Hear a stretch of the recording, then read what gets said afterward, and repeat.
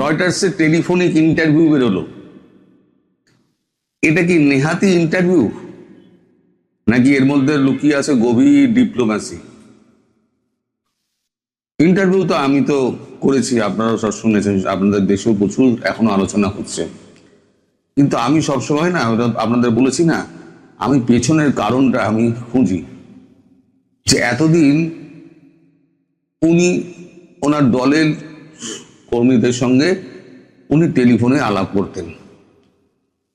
এখনো পর্যন্ত যত উনি সাক্ষাৎকার দিয়েছেন সব ইমেলে।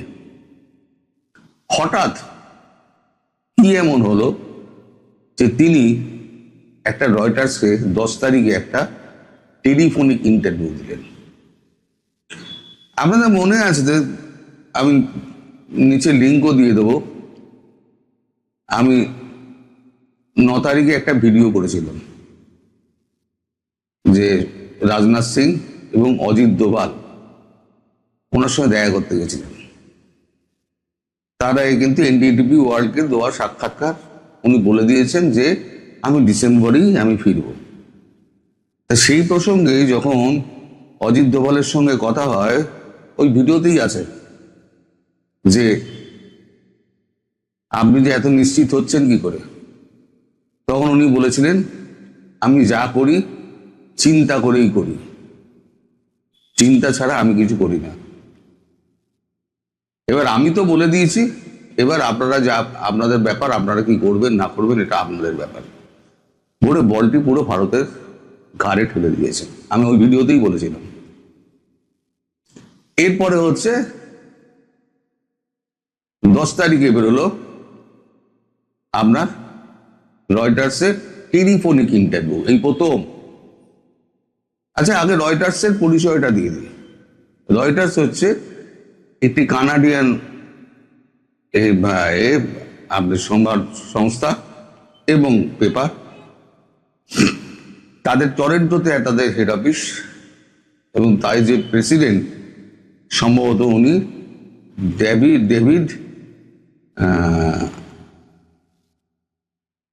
ডেভিড থমসন 2008 সালে রয়টার্স তৈরি করেন, এবং তার একটাই উদ্দেশ্য ছিল রয়টার্সের বেরোনো রিপোর্ট যেন পৃথিবীর কেউ চ্যালেঞ্জ না করতে পারে।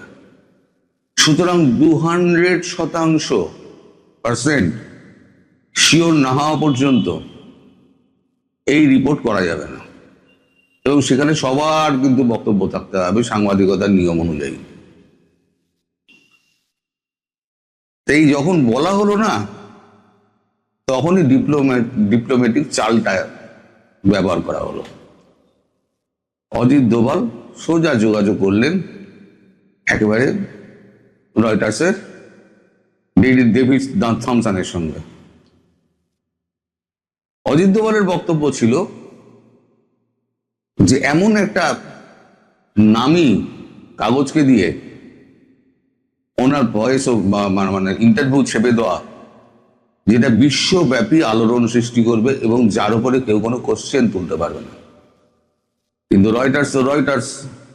রয়টার্স বলেছে আমরা তো ইমেলের সাক্ষাৎকার তো আমরা নেব না, আমাদের তাহলে টেলিফোনের সাক্ষাৎকার দিতে হবে, এবং সেই ক্যাসেট আমাদের কাছেই থাকবে, এটা আমি গ্যারান্টি দিচ্ছি। তখন অজিত দোভাল আবার যোগাযোগ করেন শেখ হাসিনার সঙ্গে, এবং শেখ হাসিনা রাত্রিবেলা 9 তারিখ এবং 10 তারিখ সকালে ওই ইন্টারভিউ দেন। মানে আমাদের এখানে রাত্রি 9 তারিখ এবং আমাদের এখানকার সকাল 10টা। ওদের ওখানে তখন কখন সময় আমি জানি না, কানাডার সময় তখন কখন আমি জানি না। সেই টেলিফোনিক ইন্টারভিউটা 2 দিন ধরে হয়, তারপর কপি লেখা হয়, এবং তার আগে সমস্ত যোগাযোগ করে নেওয়া হয়। যখন সময় পেয়েছে তার মধ্যেই ভারতবর্ষের মতামত জেনে নিয়েছে। অজিত দোভালই বলে দিয়েছে আমরা কোনো মতামত দেবো না, থার্ড দেশ তিনি ফিরে যাবেন, আমাদের বলার কি আছে। বাংলাদেশের লোককে ধরা হয়, কেউ নাকে কাঠি দিয়ে হাঁচেনি। যখন বারবার যোগাযোগ টোগাযোগ করা হয় বিভিন্ন লোককে, তখন হতাশ হয়ে তারা লেখে যে বাংলাদেশের সরকারের পক্ষ থেকে কেউ কোনো কথা বলেনি।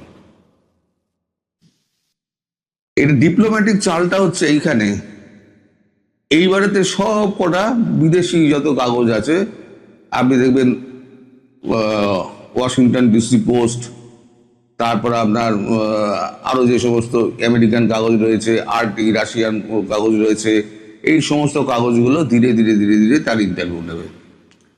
অর্থাৎ উনি যে যাবেন এবং যাওয়ার আগের থেকে যাওয়ার পরের অবস্থা পুরোটা আন্তর্জাতিক মিডিয়ার চোখের সামনে যেন থাকে। অর্থাৎ তার গতিবিধি সম্পর্কে একদম মিডিয়া, সারা বিশ্বের মিডিয়া তার উপরে নজর রাখবে। এটা হচ্ছে একটা ডিপ্লোম্যাটিক চাল। নইলে এতদিন বাদে হঠাৎ তিনি দুম করে পড়লেন কেন, মানে টেলিফোনিক কনভারসেশন উনি করলেন কেন? করলেন এই কারণে। আর একটা কারণ আছে, সেটা হচ্ছে একটা টেলিভিশনের সাক্ষাৎকার।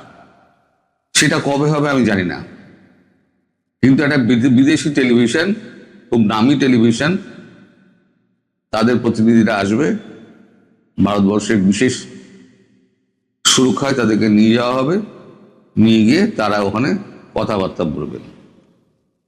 এবং ওই প্রথম শেখ হাসিনা মুখোমুখি টেলিভিশনের তার বক্তব্য জানাবেন।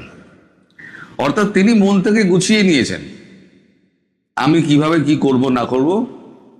এবং যেহেতু ভারতবর্ষের ঘাড়ে ঠেলে দেওয়া হয়েছে, ভারতবর্ষ ঠিক করে নিয়েছে যে আমায় কি করতে হবে। ওনার মনের মধ্যে কিছু প্ল্যান রয়েছে, সেটা ভারতবর্ষ জানে না। আর ভারতবর্ষ কি ভাবছে সেটাও মানে ওনার সঙ্গে আলোচনা করেই করা হয়। কারণ প্রধানমন্ত্রী নরেন্দ্র মোদী বলেই দিয়েছেন, বাংলাদেশের ব্যাপারে যাই কথা হোক না কেন সবই কিন্তু ওনাকে জানিয়ে, প্রধানমন্ত্রীকে জানিয়ে করা হবে। আর এই যে এত বলা হচ্ছে না ওনাকে ঢুকতে দেওয়া হবে না, অমুক হবে না, তমুক হবে না, এর ফল যে কত মারাত্মক হতে পারে সেটাই নির্বোধরা বুঝতে পারছে না। এই নির্বোধরা যেটা বুঝতে পারছে না, কালকে আমি আপনাদের বলবো এই নির্বোধদের, ওই আপনার টোলে পড়া নির্বোধ যারা আজকে দেশ চালাতে বসেছে, তারা জানে না যে কার সঙ্গে খেলছে। একটা কথা জেনে রাখবেন, তিনি কিন্তু এখনো প্রধানমন্ত্রী, তিনি কিন্তু দেশের সর্বসর্বা, তার হাতেই সবকিছু। ফলে তাকে দেশে ঢুকতে দেব না, এত বড় কথা যারা বলে তারা নিহাতি মূর্খের স্বর্গে বাস করে। আন্তর্জাতিক মিডিয়ার যে প্রেশার তা তো জানে না সেটা কোথায় যেতে পারে। আচ্ছা ফাঁসির আসামিকে পর্যন্ত ছেড়ে দিতে হয়, আর একটা প্রধানমন্ত্রীকে দেশে ঢোকা তো কোনো ব্যাপারই না।